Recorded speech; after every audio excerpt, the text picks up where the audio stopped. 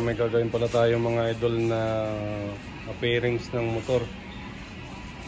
Ayan, bali pinapatanggal po natin yung mga balot nito. Bagong bili po ito. Ayan, at papatanggal din po itong papatanggal din po natin itong mga sticker. Dahil pipinturahan po natin ito, gagawin po natin itong candy red lahat. Ayan. Bagong bago pa, sayang, ang gaganda ng mga sticker. Ito, saan ba to? Sa Mio.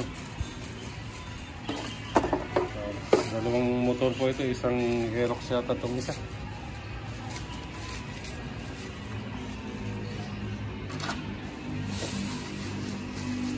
Tanggalin mo muna no yung mga sticker ha. Ang gaganda ng sticker oh. Ito.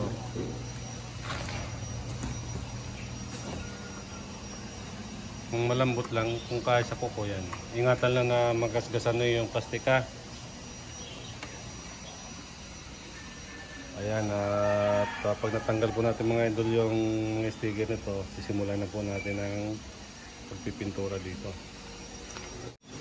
Ayan, galing po kasi ito mga idol sa... Saan ka galing, Loy? Masbate, Bicol? Ha? Oo. Ayan. Tandahan lang na yan para masira. Para lilihain lang natin ito ng pino. Pwede natin ito diretso kulay na kasi ito'y pinturado na.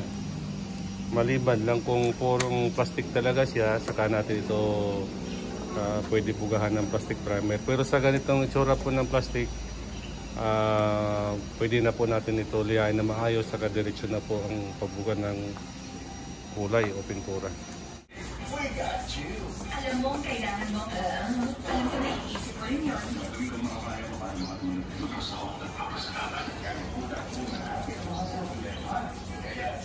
Ayan mga idol, naka-ready na po itong bubugahan natin. Ayan, bali dalawang motor po ito. Isang Aerox, saka isang Mio yata ito. Ayan, gagawin po natin ito pareho ng ang kulay niya ay candy red.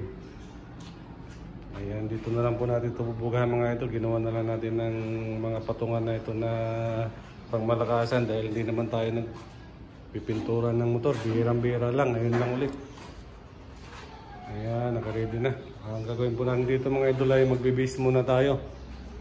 Ipapakita ko po sa inyo mga idol yung gagamitin natin na pang-base dito.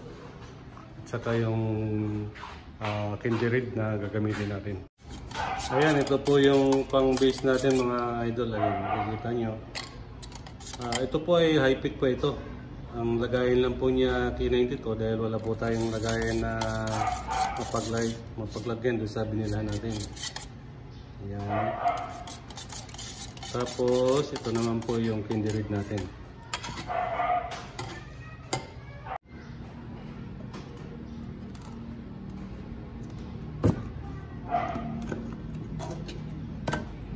Ayan, ito naman po yung candy red natin.